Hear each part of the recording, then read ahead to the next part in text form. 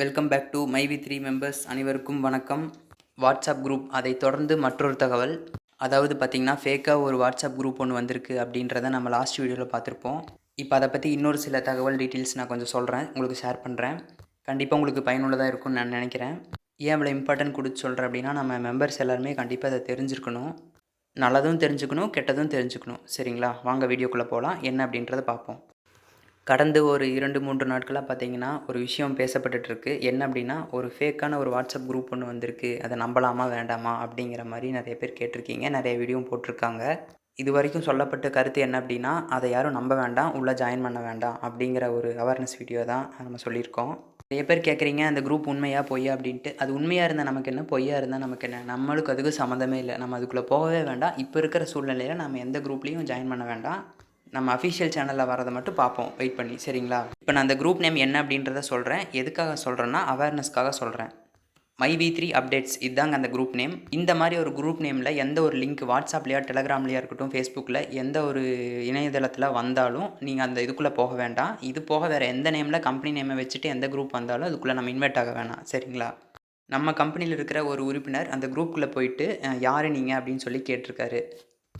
அதுக்கு அந்த group admin என்ன ஆன்சர் பண்ணியிருக்காங்கன்னா, நான் ஒரு அட்வொகேட்டோட மனைவி, சிஎம்மாக இருக்கேன் நான் கம்பெனியில். நானும் மை வி 3ல சிஎம்மாக தான் இருக்கேன் அப்படின்றத சொல்லியிருக்காங்க. சரி, எதுக்காக இந்த குரூப் கிரியேட் பண்ணியிருக்கீங்க என்னென்னு கேட்டப்போ, வி 3 கம்பெனியிலேருந்து எந்த ஒரு அப்டேட்டும் இது வரைக்கும் வர்றதில்ல. அதனால இந்த குரூப் கிரியேட் பண்ணியிருக்கேன். நம்ம மக்கள் இதில் நம்ம ஷேர் பண்ணிக்கலாம் நம்ம விஷயங்களை அப்படிங்கிறத சொல்லியிருக்காங்க. வேறு எந்த ஒரு தவறான நோக்கத்துக்கோ, எந்த ஒரு ப்ராப்ளத்தை கிரியேட் பண்ணுறக்கோ இந்த குரூப் நாங்கள் கிரியேட் பண்ணல அப்படிங்கிறத அந்த குரூப் அட்மின் சொல்கிறாங்க. அதே நேரத்தில் அந்த அட்மின் சொல்கிறதில் பார்க்கும்போதே தெரிஞ்சிருச்சு இது ஒரு ஃபேக்கான குரூப் தான் அப்படின்ட்டு. ஏன்னா அவங்களோட கான்வர்சேஷன் அப்படி இருந்துச்சு. சரிங்களா? இப்படி இருக்கும்போது இதை எப்படி நம்புறது அப்படின்றது எனக்கு தெரில. ஸோ நம்ம இதை விட்டு லீவ் ஆகிக்கிறது நம்ம எல்லாத்துக்குமே ஒரு நல்ல விஷயந்தான். நெக்ஸ்ட்டு பார்த்திங்கன்னா, ரொம்ப ஒரு முக்கியமான விஷயம் கண்டிப்பாக நம்ம தெரிஞ்சுக்கணும்.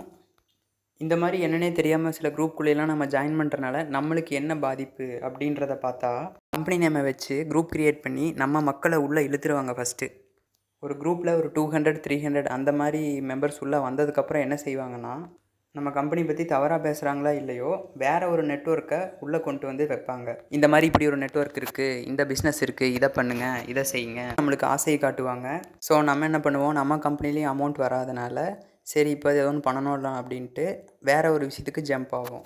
அப்படி நம்ம போகக்கூடிய நெட்வொர்க்கு சரியா தவறா அப்படின்றது நமக்கு அந்தளவுக்கு சரியாக தெரியாது. பட் அது நல்லதாகவும் இருக்கும், எப்படி வேணாலும் இருக்கலாம். நம்ம அதுக்கு இப்போ இருக்க சுச்சுவேஷனில் நம்ம எதுலேயும் போய் லாக் ஆகிக்க வேண்டாம். அது போகிறது போகாது உங்கள் இஷ்டம்தான்.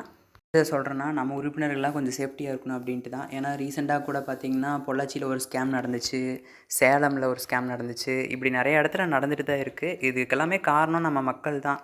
நம்ம ரொம்ப அதிகமாக ஆசைப்பட்டு என்னன்னே தெரியாமல் சில விஷயங்களுக்குள்ளே இறங்கிடுறோம். அதனால தான்.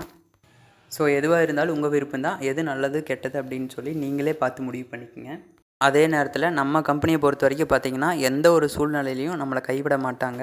நம்ம எம்டி சார் அந்த மாதிரி எப்படியாவது மேலே வந்துடணும் அப்படிங்கிறது தான் அவரோட எண்ணம் இது வரைக்கும் இருக்குது. நம்ம பண்ணுறது நெட்வொர்க் மார்க்கெட்டிங், அதாவது டைரக்ட் சேல்ஸிங்னு சொல்லுவாங்க. கம்பெனியில் இருக்கிற நிறைய உறுப்பினர்கள் அதை பற்றி தெரியாமல் இருக்கீங்க. தயவு செஞ்சு அதை என்னன்னு சொல்லி பாருங்கள். இது மக்களால் உருவாக்கப்பட்ட நிறுவனம். நம்ம கம்பெனிக்கு என்றைக்குமே எந்த ஒரு பாதிப்பும் வராது. நம்ம எல்லாம் ஒன்றா இருக்க வரைக்கும் உறுப்பினர்கள் எல்லாமே என்றைக்குமே யூனிட்டியாக ஒரே மாதிரி இருக்கணும்.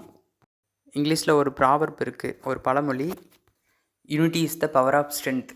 இதனுடைய தமிழ் விளக்கம் என்ன அப்படின்னு பார்த்தீங்கன்னா, ஒற்றுமையே பலம். மக்கள் ஒற்றுமையாக இருந்தால் அவர்கள் எந்த ஒரு சவாலையும் எதிர்கொண்டு வெற்றி பெற முடியும். ஒரு தனி மனிதனாக நம்ம வலிமை குறைந்தவர்களாக இருக்கலாம். ஆனால் ஒரு குழுவாக ஒன்றிணைந்து செயல்படும் போது நம்ம கூட்டு முயற்சி மூலம் பெரிய சாதனைகளை நிகழ்த்த முடியும். இதுவே சில நேரங்களில் உண்மையாகிறது. அதாவது என்ன சொல்ல வர்றாங்கன்னா, ஒரு 3 விஷயத்த சொல்கிறாங்க. ஒரு குடும்பம் ஒற்றுமையாக இருந்தால் எந்த ஒரு கஷ்டத்தையும் சமாளிக்க முடியும் அப்படிங்கிறத சொல்கிறாங்க.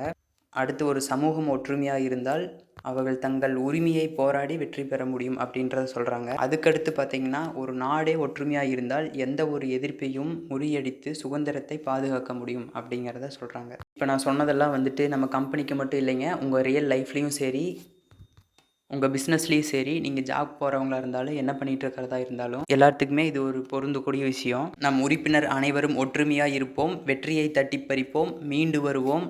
நன்றி, வணக்கம். உங்கள் கருத்து என்ன அப்படின்றத கமெண்டில் சொல்லுங்கள். நம்ம சேனலை சப்ஸ்கிரைப் பண்ணி வச்சுக்கோங்க. லிங்க்கை ஷேர் பண்ணுங்கள் உங்களுக்கு தெரிஞ்ச ஃப்ரெண்ட்ஸ்க்கெல்லாம்.